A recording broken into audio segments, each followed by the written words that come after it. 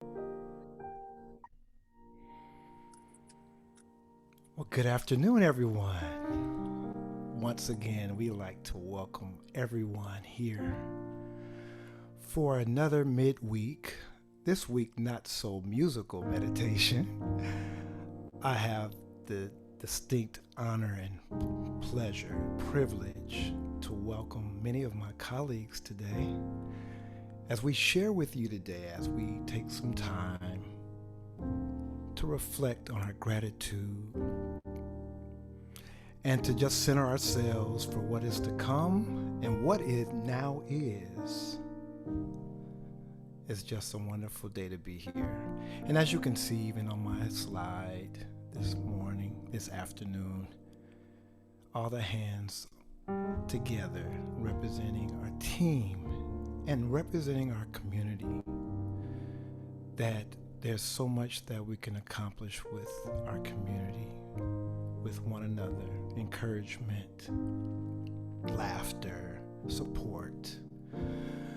We can even be challenged by our community, but they all help us to get to a place of higher calling, of our destiny. And this morning, as we focus on gratitude, we want you to find a quiet space, comfortable position. And if you don't mind, just for a few moments before I transition to my next colleague, I want you to just focus on your breathing. Because as we reflect, it's important in our gratitude to focus not only on being thankful for your life, thankful for everything in your life, but we want you to tap into a space. Come on, you're welcome. Come on, let's breathe. Focus on your breath. And as you're focusing on your breath, think about what it is that you're most grateful for. Friends, this great education, life. It might be an object that you have that you really enjoy. We're grateful. Okay, let's breathe. And as we breathe, we're going to breathe right into my next colleague. So let's breathe. Ready? Let's breathe in and release it.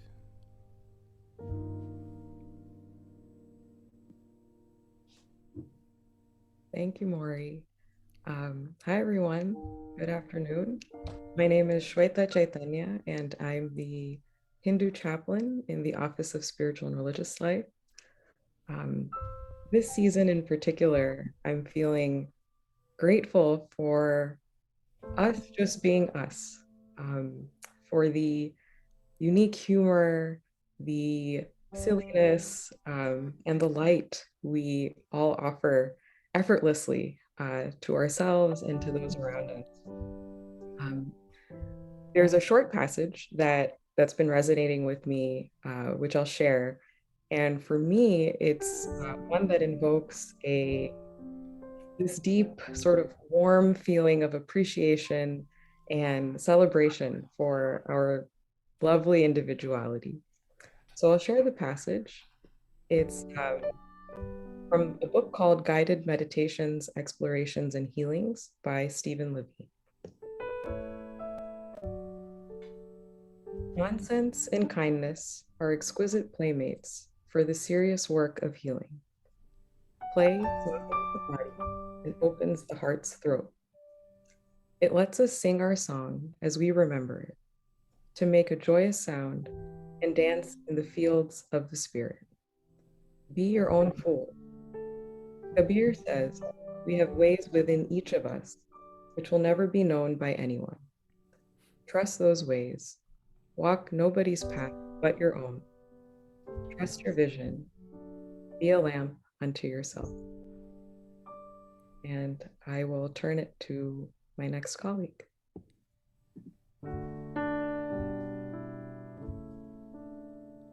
Good afternoon, everyone. My name is Rabbi Jordan Bronig, and I'm the Jewish chaplain here at Emory. I'm thinking about cultivating gratitude, what it feels like to wake up in the morning and the first words out of my mouth to be Modeh ani lefanecha. I'm grateful before you. A great Hasidic teacher whose name is Rabbi Nachman of Breslov said about gratitude that gratitude rejoices with her sister joy and is always ready to light a candle and have a party.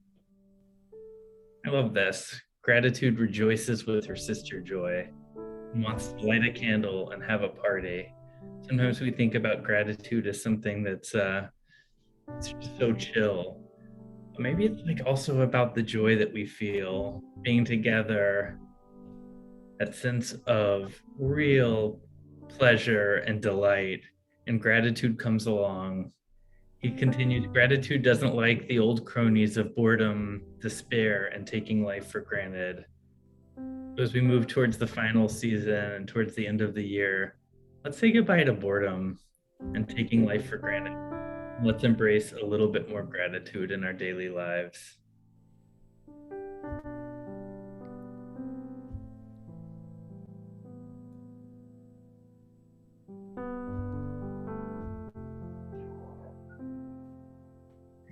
Hi guys, I'm Lia, and I read this poem recently based off a psalm, and I'll go ahead and share that. So it says, Lord, may I be thankful today and all year though.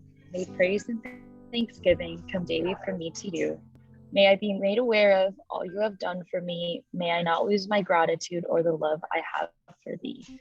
May I sing each morning a symphony of my praise. May I lift up my whole heart as my gratitude I raise. May I always remember the blessings you have given. May I forever be mindful why I have been forgiven. Lord, may I be thankful to you in every single way. May praise be on my lips every moment of my day.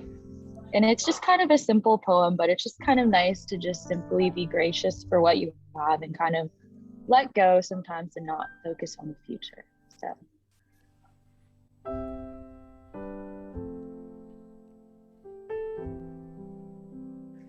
Good afternoon. My name is Maddie Henderson, and I'm the Christian chaplain in Office of Spiritual and Religious Life. I'm going to read from Philippians Chapter 4, verses 4 through 9, which say, Rejoice in the Lord always. Again, I will say rejoice. Let your gentleness be known to everyone. The Lord is near. Do not worry about anything, but in everything, by prayer and supplication, with thanksgiving, let your requests be known to God.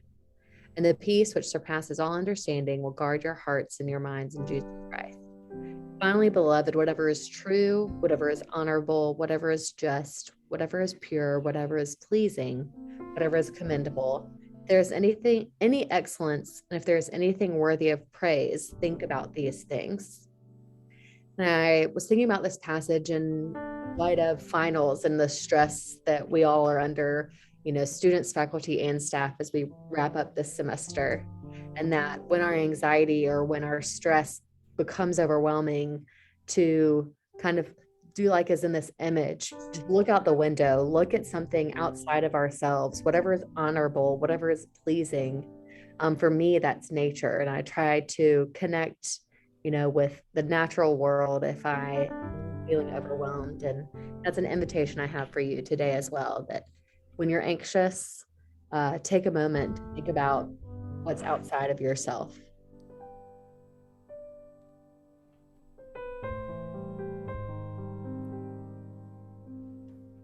Good afternoon, everyone. My name is Venerable Priyarakit Raman. I'm the Buddhist chaplain in the Office of Spiritual and Religious Life. As I begin this reflection, I want to invite everyone to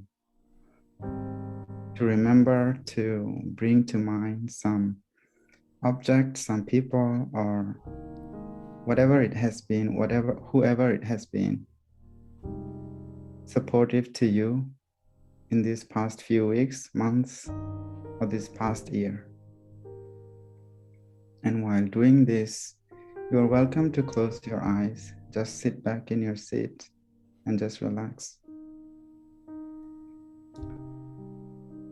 Today is also considered a Bodhi day in some Buddhist traditions, meaning that it is considered the day that the Buddha attained enlightenment. And as I was thinking about our gratitude session today, and thinking about the specialty of the Bodhi day, the enlightenment of the Buddha, I just remembered this episode that the Buddha went through. He spent 7 weeks under the Bodhi tree, around in the vicinity of the Bodhi tree, just after his enlightenment. And the first thing he does right after his enlightenment, after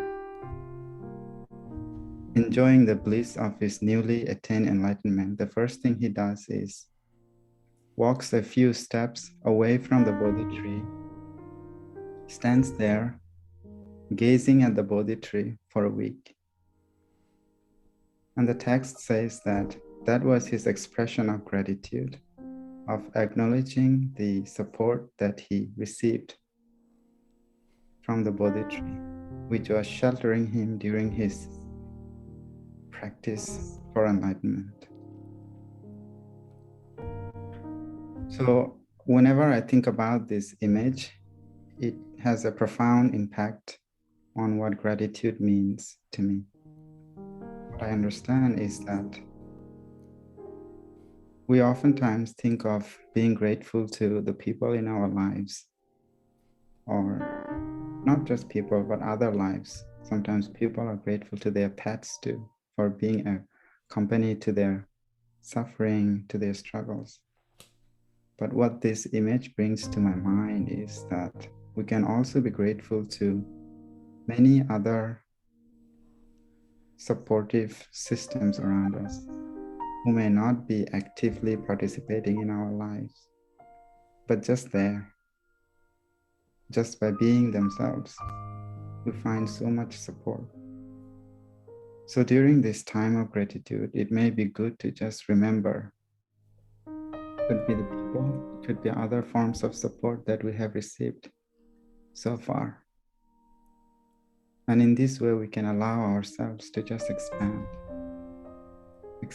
our presence, expand our awareness beyond ourselves. And especially, as my colleague Maddie just mentioned, during this time of finals at Emory, this sense of expansion may help us. Thank you so much.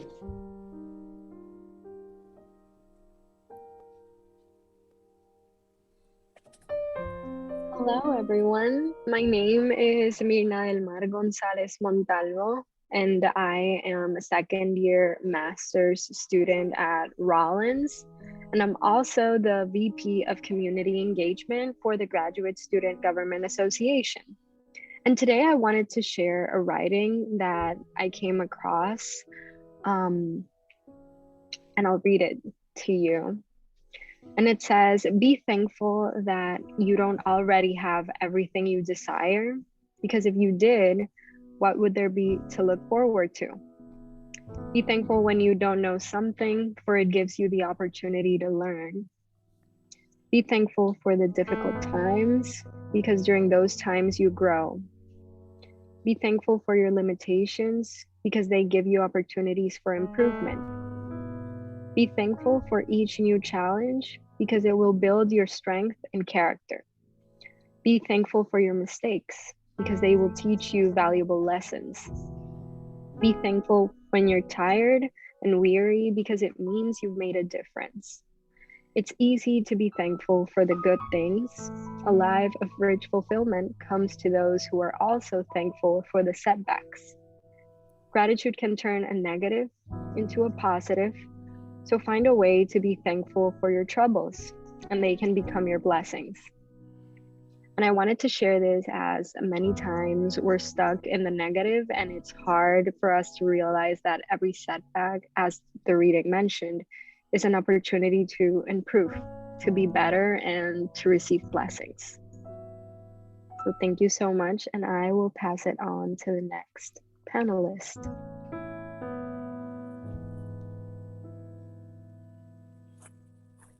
Greetings. I am Dr. Isam Vaid, Muslim religious life scholar in the Office of Spiritual and Religious Life. And what a joy it is to join this afternoon of gratitude. I will share a few words of poetry. Perhaps you can incorporate that into your day. This piece is called Glad and Peaceful.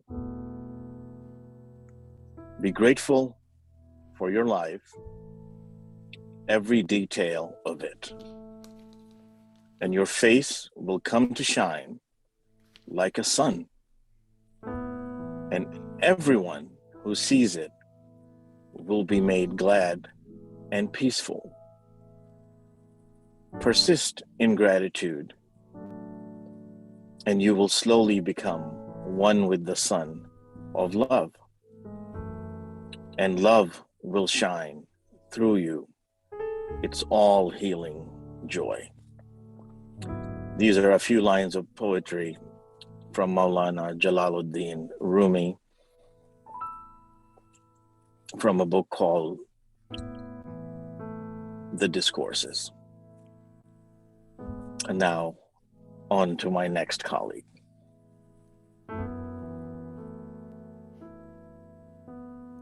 Well, good afternoon, everyone. Thank you. And I'm Greg Mcgonagall. I'm the University Chaplain at Emory and the Dean for Spiritual and Religious Life.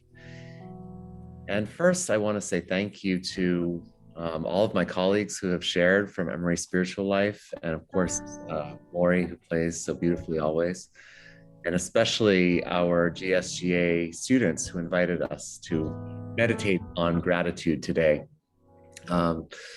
As I reflected on gratitude, I started to think about miracles, the miracle of life itself and the countless miracles that we experience every day if we're open to them and aware of them.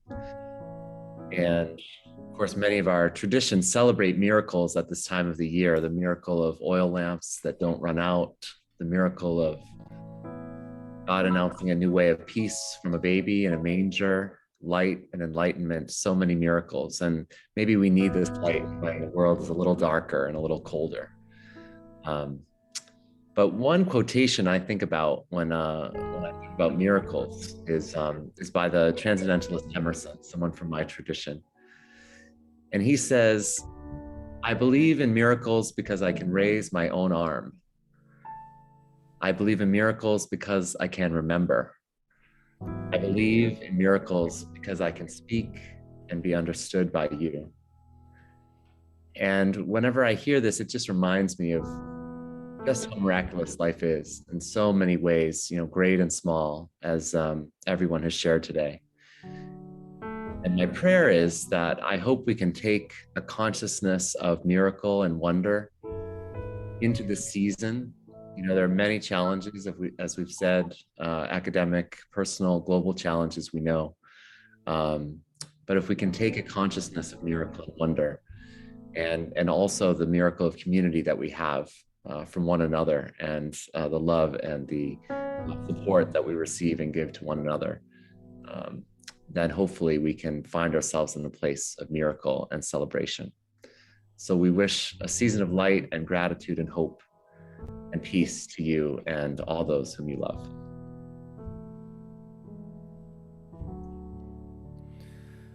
Yes. Wasn't that amazing? And this morning, usually I will take us out with a song, but I want this afternoon to just be still and let the words that were spoken. I know there was a lot to unpack here, but let it wash over you. and be grateful.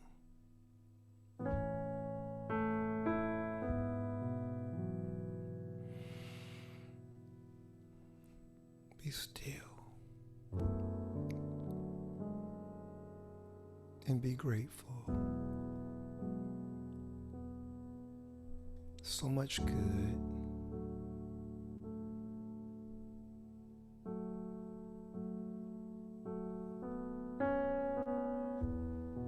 And we'll spend these last few moments. Let's close our eyes. Before you close your eyes, I want you to take a look at the quilt there. And that quilt represents us and everything that contributes to who we are. And not only us,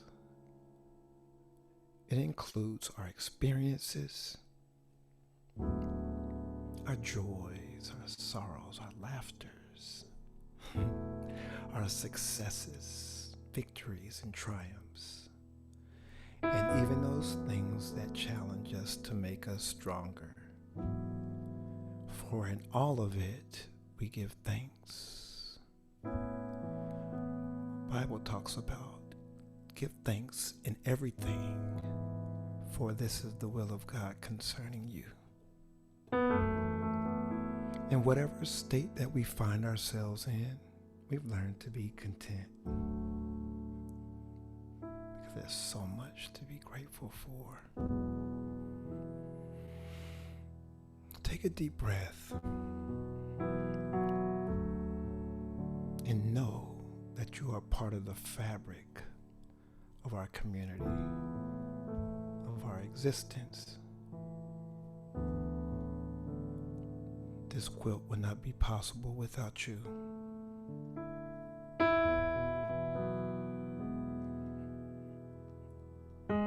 So take a moment.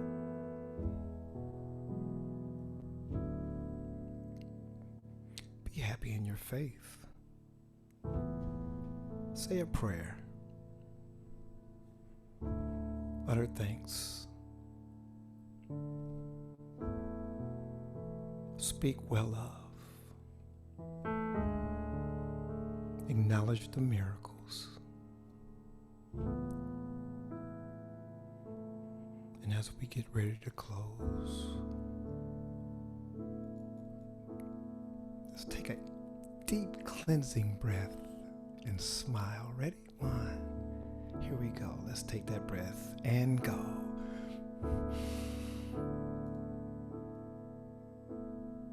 And let's let it out together. Can you do that for me one more time? Let it out together. And I know we can't see you, but I want you to give us a great big happy smile and virtual hug. This is about our community. Thank you for joining us today. And this is not it. We have something special for you that follows. We're going to have a discussion for those of you who want to remain and have questions. Some of our colleagues are going to stay after to speak with you if you have any concerns, because really, as we enter into finals, some of us have already taken our finals. But as we're deep in it, I don't want you to lose sight that you need to spend time and take time for yourself so that you can be good to yourself and be good to others. So there's going to be a panel again, discussion. Thanks again to our Dean Gregory Mcgonagall for being on here today, and all the great work that Katie Rappold has done for us over this semester in our meditations. I want you to be blessed. Allow life to give you all that's promised to you as you embrace it with the utmost gratitude and sincere thanks. Be good to yourself and be good to others. The peace of God go with you.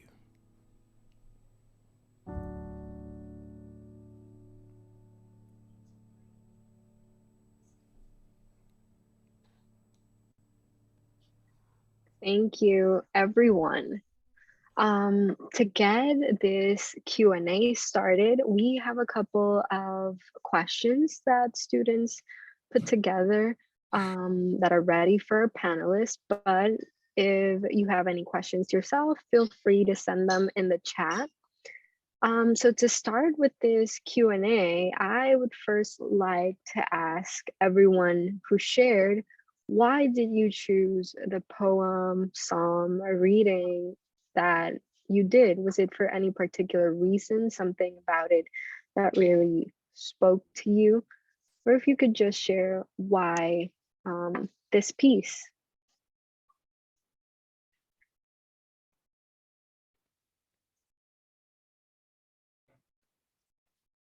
I'm happy to get started. That's because I was already unmuted, but I will say that for me, picking a piece by Rabbi Nachman, he was sort of a person who struggled with like the ups and downs of life, and probably like mental health issues that were like intense, and still he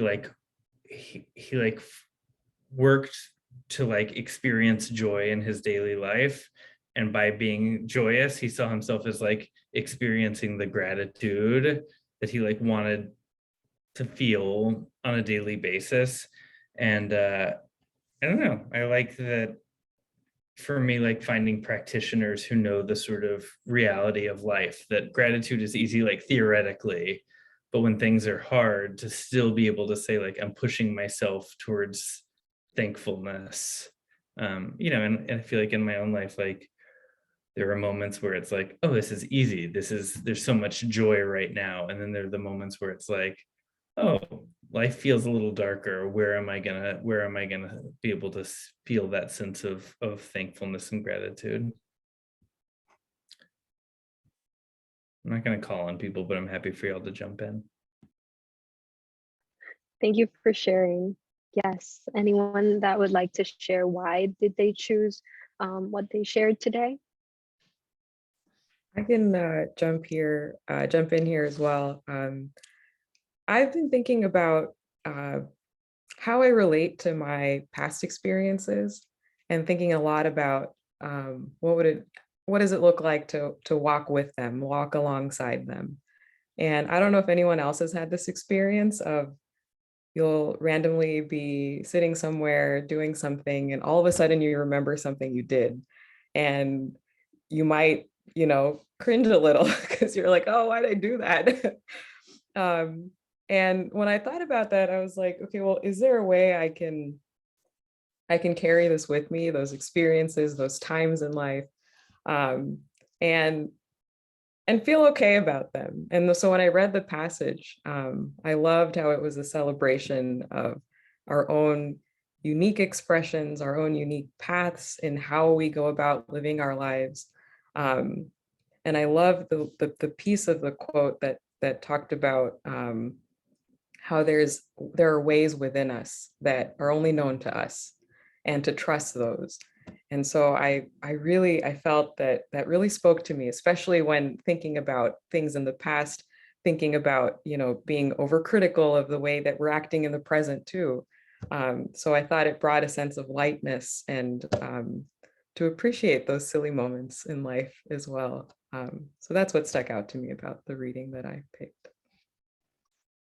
Thank you for sharing. Anyone else would like to share why did they choose their reading? I'll be happy to share. I was thinking through several different things about gratitude. And when I read this particular piece,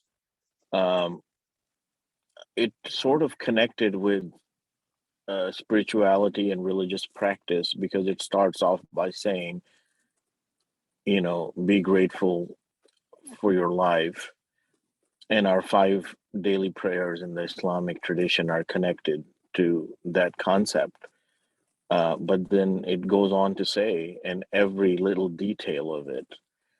And it was one of those things, when I read just the introduction, I just felt a connection to it spiritually. And I felt that in a moment and an opportunity like this, that this would be what I would share. Great, thank you so much. Anyone else that would like to share? Because if not, we can jump to another question, which is, what does your faith and your beliefs say about reacting to or dealing with hard times? How does your faith go about dealing when these hard times are presented to us? Anyone can jump in.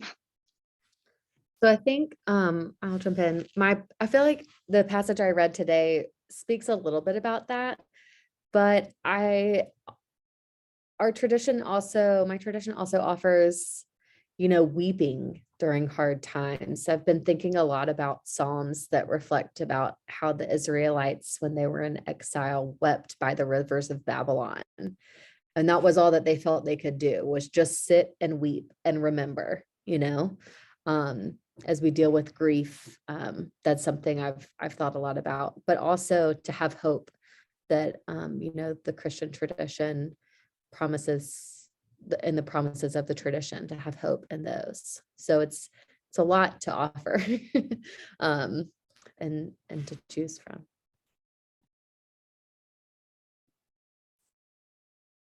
I would not be able to say exactly what my traditions, like I would not be able to quote something in particular, but I can share what I think is something probably inspired by Buddhist practices, is that during times of challenge or pain or suffering, struggle, it's helpful to remember this nature of impermanence, even in good times too, all things change. And even in my life, oftentimes I have found that when I am deeply in a situation that I'm struggling, it's difficult for me to realize that this is temporary, because I'm so deep in this situation. I feel like where is an escape, or how can I overcome this? I feel powerless. But this is when, maybe the words of a friend, or by reading a text, or simply by reminding myself this nature that, no, this is not, nothing is forever. Even this difficulty will go away. And the other thing that gives me hope, is that in Buddhism, this may be slightly different from traditions outside of Buddhism.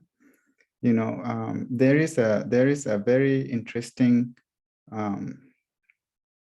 well, I will not go into the example now. It's a little long, but the gist is that, it always brings your attention back to your power, the human-centric power, that you are the center of everything, meaning that if you put in enough effort, your effort has result. We have this concept of right understanding. So that is the right understanding, that anything you put in has a reward, action and result. So it may not be all the action that you can put in now to overcome the situation, but whatever you put in is a step that is taking you forward. So that belief in, first of all, the fact that this is not going to last forever. And then what can I do is that I can put in whatever strength I have now to kind of, achieve my goal. Thank you for sharing.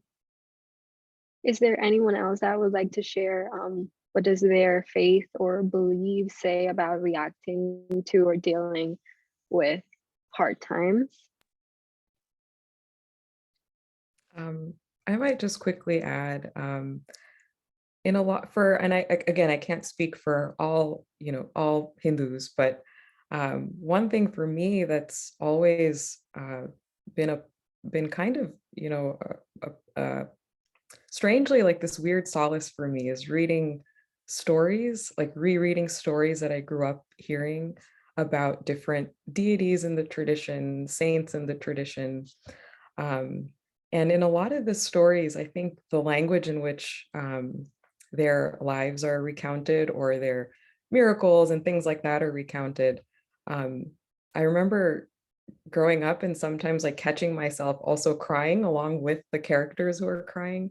And even if it's a deity who we might venerate within the tradition, and to see that deity like crying and being vulnerable, it always felt like an invitation to sit with our vulnerabilities also, and recognize that these are things that it felt like I was allowed to pay attention to them, if that makes sense, through reading these stories. And so I resonate. I think, Maddie, you mentioned about weeping. That really resonated with me, because I feel there's a similar thread there in how we relate to, at least for me, how I relate to some of the stories that I grew up hearing.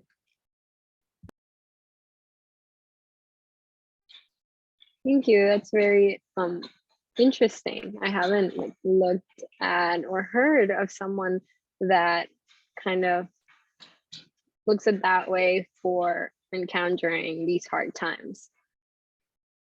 Is there anyone else that would like to share how they react based on their faith or beliefs to hard times? I could say something again, as sort of one Unitarian Universalist. Can't speak for the whole tradition, and we have many diverse beliefs actually, but one that is probably held in common is this idea of interdependence, that we're all connected with the whole of reality, with all other people, and certainly with the earth and the universe that we're part of. And it doesn't answer everything about a hard time or a time of suffering, but trying to remember the fact that we are all connected, and so our joy is connected, and our pain and suffering are connected with that of each other and the whole world. And so whether it means sort of turning to family and friends, or other kinds of support in those times, or even offering that kind of compassion and care when we're in a position where we feel like we're doing okay, that is part of our spiritual life, and our ethical belief is to really affirm that sense of interconnection with everything and everyone else. And I think that is a real comfort to me. I think part of the real challenge of suffering and pain is feeling it alone. But if you can bring it into connection with others, then usually it's less than it might have been. Thank you. And just to sort of start wrapping up this Q&A, I would like to ask, what can you say or advise to students or people in general that want to start their practice and their process of meditation and sort of these guided meditations as well? What advice would you give them? Any recommendation? What would you say? Well, one thing that I think is helpful in the beginning for anyone is just do it. To start is the beginning of the practice, and then you realize that one thing that comes with beginning something is not knowing the proper way. So only when you start doing it, you realize that you don't know, or you have questions or doubts or whatever. Then seek out a community, or seek out a friend, or seek out someone else who you think, it could be anyone. But I think it's better to seek out help and start things rather than to stay within yourself, not doing anything. So the most basic thing that I say is that, just start reaching out to people, asking questions, having conversations.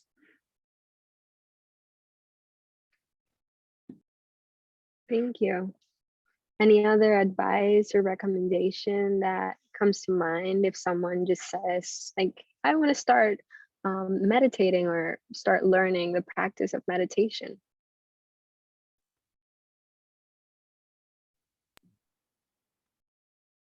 I would only just second like what Priya has already said.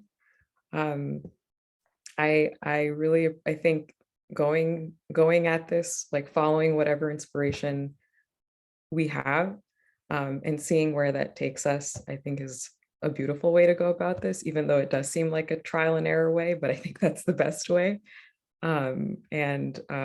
Yeah, again, just like Priya said, seeking out a community as well is also really beneficial to be able to hear from other people's practice and how other people relate to, let's say, a practice like meditation.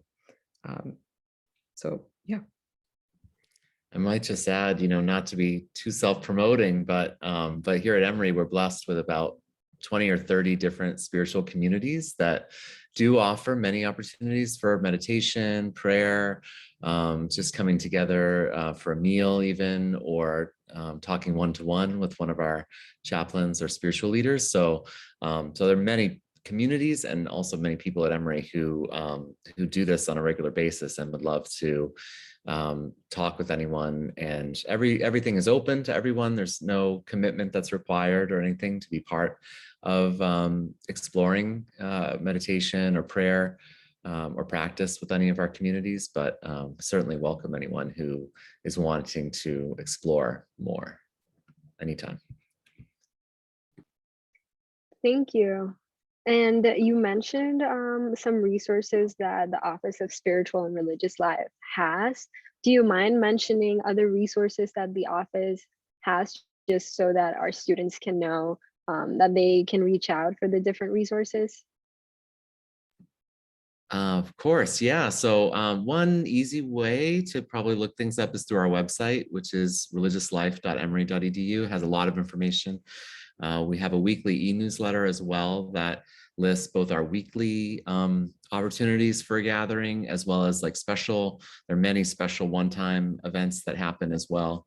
All of our major communities offer some form of prayer and practice every week. So there's Juma prayer on Fridays, there's Shabbat, celebrations on Friday and Saturday. There's Buddhist meditation on Thursday, usually Hindu artis on Friday, Christian worship of various kinds on Sunday, and other groups as well. So definitely. But anyone can always reach out to the Office of Spiritual Life too and say, I'm not sure what the right place for me would be. This is kind of what I'm looking for, and we'll try to help connect you either on campus or off. There are a lot of ways to connect.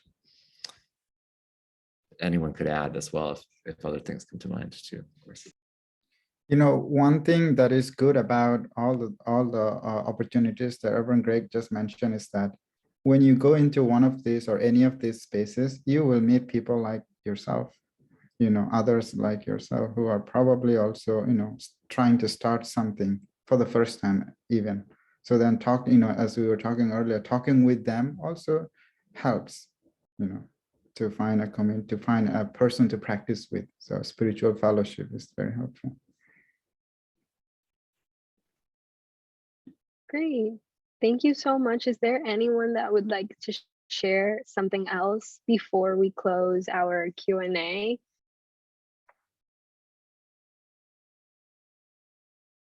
I think one last thing, Myrna, is just to say it's sort of like with a lot of spiritual practice, it's called practice for a reason, because it takes time and it takes a sense of setting up like the scaffolding to be able to continue it. So sometimes for me, it's like when I start going to the gym, I'm like, why can't I like do all this stuff that I want to be able to do? And it's like, oh, it takes like, stretching to get as flexible as you want to be. So when you talk about like, where do you begin with meditation? Like sometimes like the morning and the night, like those are great times for, 5 minutes of catching your breath and sort of catching up with like where you are sort of on a spiritual level. Before we eat, sometimes having a moment of gratitude for the food that we're going to consume, like the things that happen on a daily level are great places to start. And like, like the rest of us, there are just like, you got your like Insight timer and your other apps that have great guided meditations and easy places to start, but to just follow up on what Venerable Priya was saying, fellowship and having a buddy who is going to hold you accountable and is going to sort of say like, oh, how did it go for you, can be a really, really useful, just practical tool for developing spiritual practice. And thank you for this opportunity. So glad that the GSGA wanted to do this and gave us the opportunity to sort of to speak with each other and to speak with you. Great, thank you so much. I really do appreciate this collaboration. Those are all of our questions for today. We are going to close today's meditation and discussion by thanking everyone who joined us. So thank you for being part of this space, and have a great day and great rest of your day. And thank you to OSRL for collaborating with GSGA. Thank you so much. Thank you both so much. Thanks, everybody. Thank you. Peace.